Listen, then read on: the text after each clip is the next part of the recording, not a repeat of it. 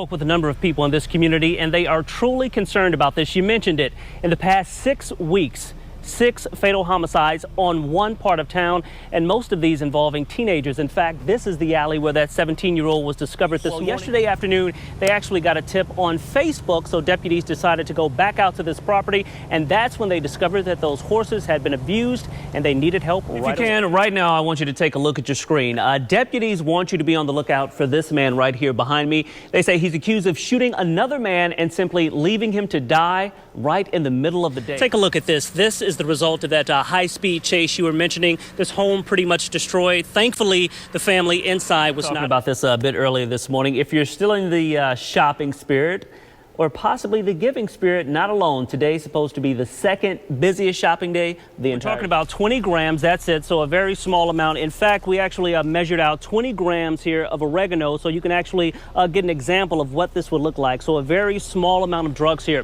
Now, the city councilman actually pushing this idea says that too many times it's minorities and people without the money to fight these cases in court that suffer. For vintage car collectors, I understand this is like finding a Picasso in the attic. If you ever can imagine something like this. So this is amazing for those folks. A 1969 deputies in Hillsborough County need your help to find a 13-year-old boy. They say he may be in danger because he doesn't have his medication. That's right, goats.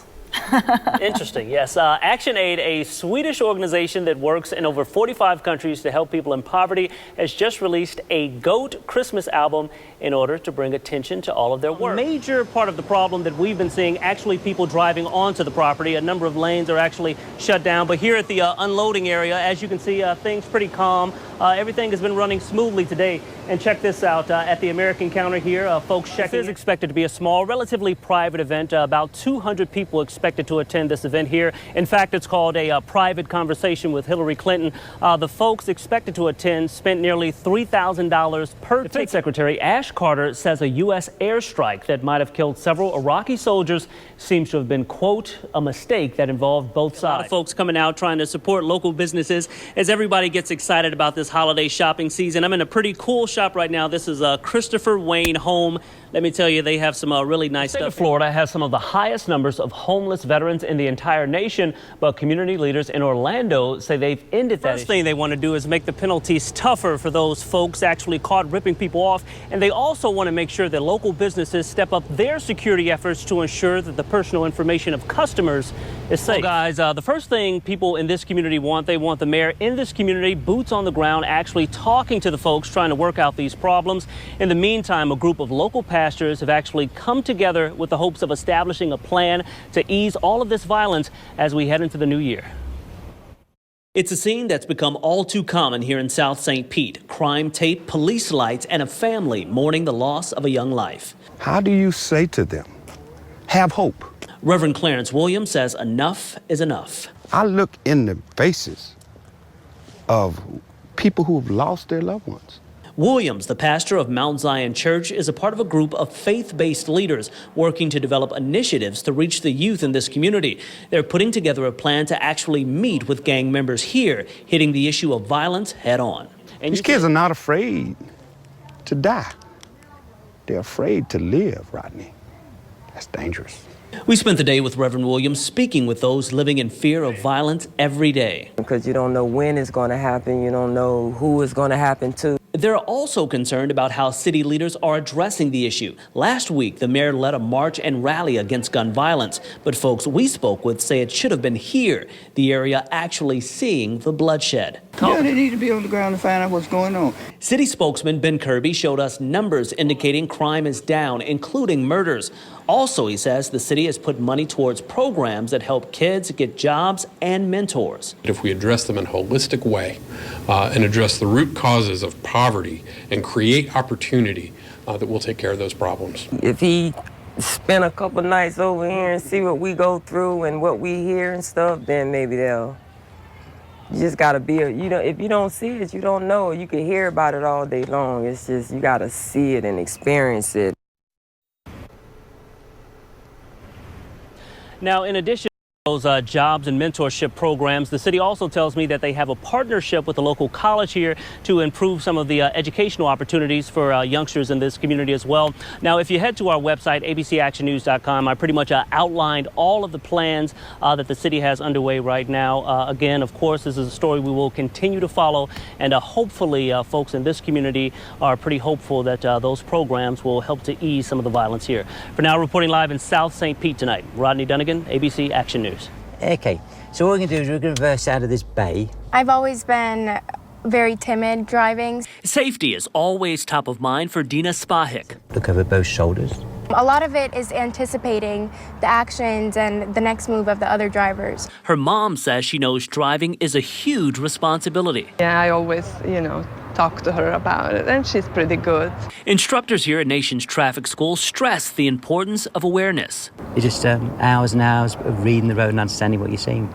For many drivers, this is the problem. Cell phones making drivers less attentive behind the wheel. In fact, just this week, State Farm released a new study indicating that more folks were actually surfing the web behind the wheel. A large number of those are teens. When it gets out of control, it only takes about 2 seconds and you have a collision. A number of apps help parents keep tab on young drivers, like Cell Control. Simply download the app and install the trigger onto the vehicle. When the car moves, the phone is shut down, only able to dial 911. I think that's a great idea. I think parents should take the initiative to install that on their teenager's phone. Another is Safely Go. When activated, it disables your phone. Those trying to reach you get a message letting them know that you're driving safely. It's part of the training. What they learn when they're 16, 17, 18 years old carries on for a long time forward. For Spahik, she says the key for her and other teens is to be alert. They become so comfortable, and you shouldn't. There are other lives on the line. Rodney Dunigan, ABC Action News. Well, that's something that everybody, when they get here to the airport, they're worried about that, making it to Grandma's house for the holidays. Of course, the first place they look, this departure board up here. And for the most part here at Tampa International today, there haven't been many problems, only for those folks coming to and from Atlanta. That's where we're seeing most of those delays and cancellations today. And of course, with plenty of crowds across the country in airports, there is expected to be some frustration. And now there's something else to consider with security, a change in policy regarding those full body scanners that we go through at those security checkpoints. Tis the season for travel. Don Tillmany, like millions of other folks across the country, headed out to see family for the holidays, but not without a bit of frustration. Well, we were supposed to go through Atlanta, and that flight was canceled for weather. First time ever happening to me. The crowds here at Tampa International should give you a pretty good indication. Today is one of the busiest travel days of the year. I've been in airports waiting through security for like an hour and a half or so that's the most frustrating thing to me. I couldn't believe it.